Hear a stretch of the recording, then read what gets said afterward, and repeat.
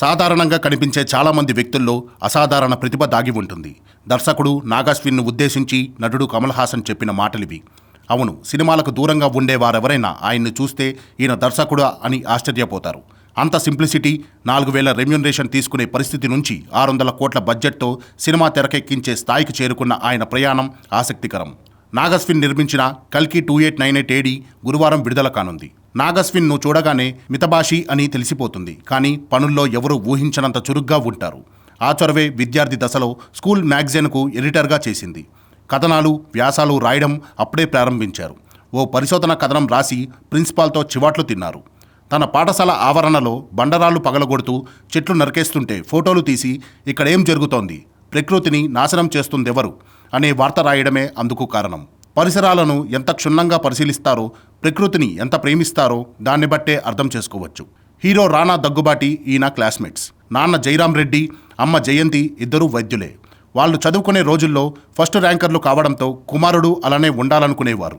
తనయుడు ఫస్ట్ రాకపోవడంతో బాధపడేవారు. అలా అని ఆయన అత్యవసర మార్కులు తెచ్చుకునేవారనుకుంటే పొరపాటు పడినట్టే. టాప్ 10 ర్యాంకర్లలో ఒకరిగా ఉండేవారు.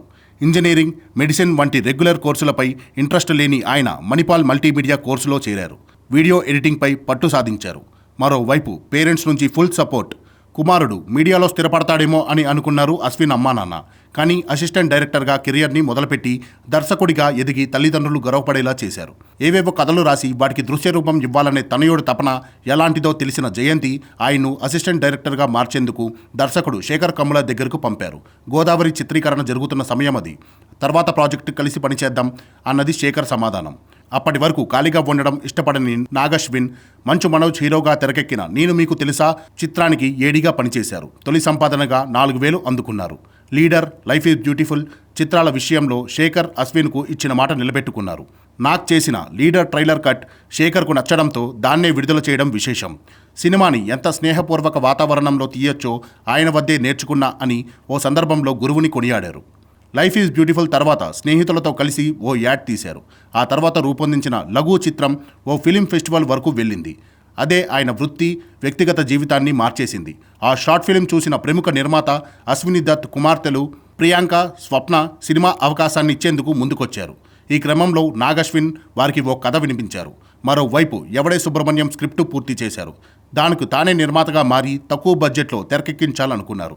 దీని గురించి తెలిసిన ఆ అక్క చెల్లెళ్ళు ఎవడే సుబ్రహ్మణ్యంను నిర్మించాలని ఫిక్స్ అయ్యారు. అలా నాని, విజయ్ దేవరకొండ ప్రధాన పాత్రలో నాగశ్విన్ తొలి కథ తెరకెక్కింది.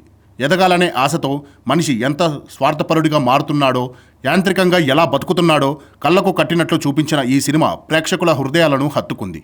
నానికి ముందు ఈ చిత్రంలో నవీన్ పోలిశెట్టిని ఎంపిక చేసుకున్నారనేది తక్కువ మందికి తెలిసిన విషయం. ఈ తరానికి నటి సావిత్రి గురించి చెప్పాలనే సంకల్పంతో మహానటిని తెరకెక్కించారు.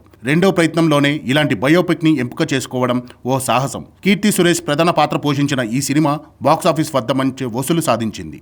అలానే విమర్శలు ఎదుర్కొంది. సావిత్రి జీవితంలో ముఖ్యమైన ఇంకా కొంతమంది గురించి ఈ సినిమాలు ప్రస్తావించలేకపోయాం. అందరినీ చూపించాలంటే 3 గంటల చిత్రం సరిపోదు. వెబ్ సిరీస్ చెయ్యాలి. వీలైనంత వరకు ఆమె గౌరవం దెబ్బతినకుండా తీయగలిగాం అని అశ్విన్ ఓ సందర్భంలో తెలిపారు. 3వ చిత్రమైన కల్కి కథ రాసేందుకు 5 ఏళ్లు పట్టింది. సైన్స్కి మైథాలజీ జోడించి తెరకెక్కించిన ఈ పాన్ ఇండియా మూవీ బడ్జెట్ దాదాపు 600 కోట్లు. సినీ ప్రయాణంలో స్నేహితులైన అశ్విన్, ప్రియాంకలు వివాహ బంధంతో ఒకటయ్యారు. వీరికి ఒక బాబు. కామెడీ చిత్రాలను ఆస్వాదించే నాగశ్విన్ జాతిరత్నాల కోసం నిర్మాతగా మారారు. ఆంథాలజీ డ్రామా పిట్ట కథల్లో ఓ సెగ్మెంట్కు దర్శకత్వం వహించారు. ఎవడే సుబ్రహ్మణ్యం, మహానటిలో ఉన్నట్టే కల్కిలోనూ చాలా అతిథి పాత్రలున్నాయి. కమల్ హాసన్, అమితాబ్ బచ్చన్, దీపికా పదుకునే లాంటి అగ్రనటులు కీలక పాత్రలతో పాటు మరికొందరు తలక్కున మెరవనున్నారు.